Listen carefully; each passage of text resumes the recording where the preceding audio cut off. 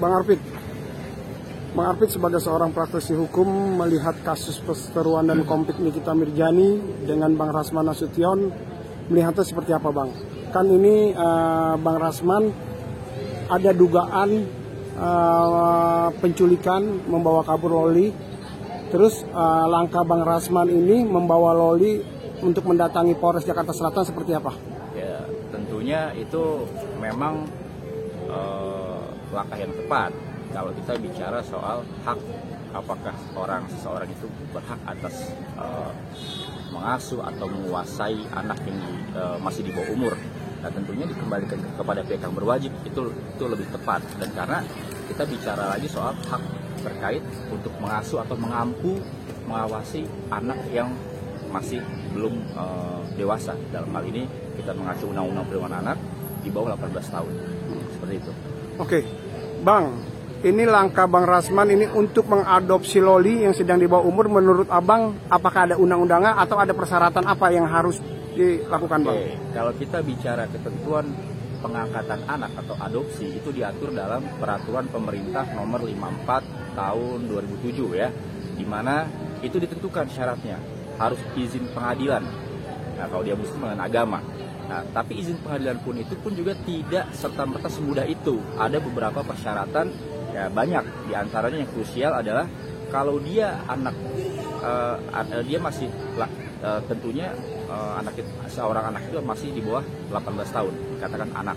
Nah, lalu kita lihat juga apakah memang anak ini dalam kondisi terlantar atau tidak terlantar, ya.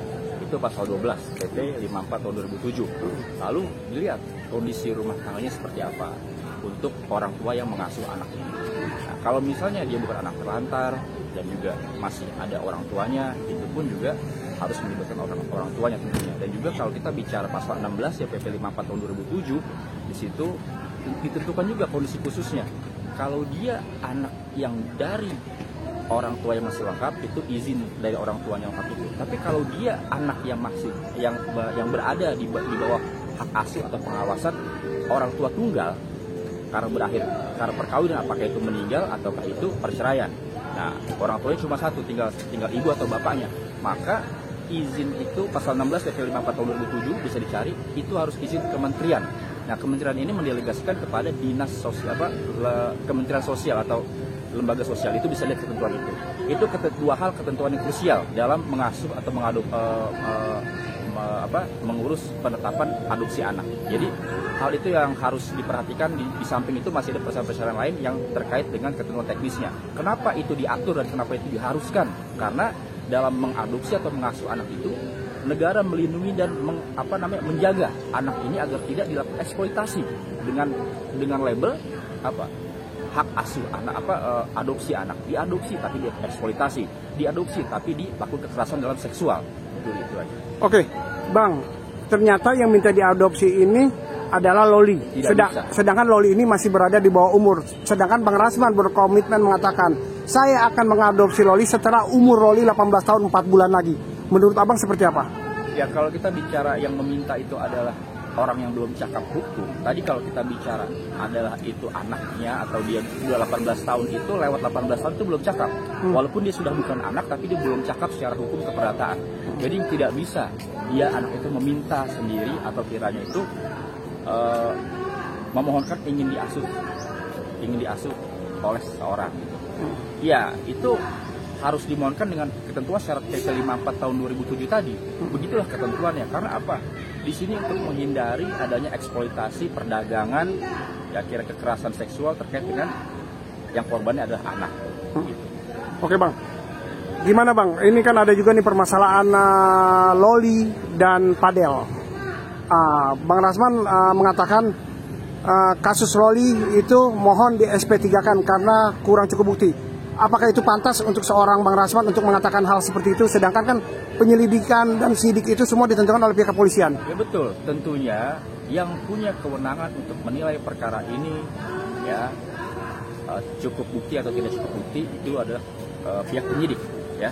Nanti kalau cukup dia ada satu perbedaan keyakinan antara kuasa hukum dengan penyidik, ya diuji di mana? Di pengadilan gitu. Jadi kalau selama penyidikan berproses, ya itu tidak bisa ditekan, diintervensi. Ya silakan saja berbeda pendapat, nanti kita uji di pengadilan. Itu aja. Oke Bang, saya mau tanyakan Bang. Sekarang kita melihat hukum di Indonesia 20 tahun kemarin dengan 20 tahun yang lalu sampai sekarang ini, Abang melihat hukum di Indonesia ini seperti apa sih Bang? Ya tentunya kalau kita bicara lihat peraturannya tentu banyak progres, banyak perkembangan daripada satu aturan-aturan hukum yang ada. Tapi tidak ada perubahan terkait implementasi dan budaya penegakan hukum di Indonesia. Seperti itu. Bang, yang kita tahu sekarang hukum di Indonesia ini bisa dikatakan makin runcing ke bawah, makin tumpul ke atas. Ya. Apakah itu disebabkan oleh manusianya? Apakah peraturan-peraturan yang dilanggar oleh perorangan itu seperti apa, Bang? Itu balik lagi ke budaya dari salah satu stakeholder dalam penegakan hukum. Stakeholder penegakan hukum ini siapa aja? Hakim, jaksa, pengacara, polisi juga di dalamnya. Jadi sekarang istilah yang berkembang apa? No viral, no justice. Kalau nggak viral, keadilan tidak ditegakkan. Nah itulah harus yang bisa dibuktikan oleh penegak hukum, termasuk kami juga sebagai kuasa hukum, sebagai lawyer, sebagai advokat. Itu menjadi satu tantangan besar buat kami penegak hukum juga untuk menghapus stigma itu di masyarakat, bahwa yang namanya keadilan itu untuk semua. Yang namanya proses hukum itu tidak ada pandang bulu, tidak ada tajam ke atas, tumpul tajam ke bawah, tumpul ke atas. Itu harus dihilangkan stigma itu di masyarakat. Itulah tantangan kami penegak hukum, baik advokat, pengacara, polisi, hakim, jaksa, dan terkait hal-hal lain yang terkait dengan penegakan hukum. Oke Bang, terkait kasus Bang Rasman dan Nikita Mirjani, Abang menyikapinya seperti apa sih seharusnya sebagai seorang praktisi hukum nih? Ya tentunya sudah ada proses hukumnya, ya silakan berjalan dan silakan itu dijalankan murni proses hukumnya, jangan banyak gimmicknya. Itu aja. Kalau kita bicara ada tindak pidana perlindungan anaknya, ya silakan. Yang namanya perlindungan anak itu tidak ada istilah justice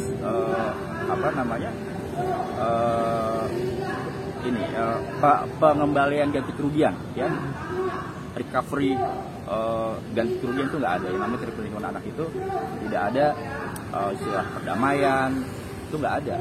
Istilah tindak pidana perlindungan anak itu nggak ada. Oke Bang, apakah di kasus anak antara Nikita Mirjani dan Rasman Nasution ini bisa dilakukan restoratif justice atau seperti apa Bang? Ya, tidak semua tindak pidana itu ada mekanisme restoratif justice. Restoratif justice itu hanya terdapat dalam delik aduan. Artinya delik aduan itu kalau tidak ada yang melapor, prosesnya tidak akan dijalankan. Itu delik aduan, penganiayaan, pencemaran nama baik, penipuan, penggelapan. Tapi kalau kita bicara tindak pidana anak, tindak pidana korupsi, tidak ada istilah restoratif justice dalam proses hukumnya, seperti itu. Oke Bang,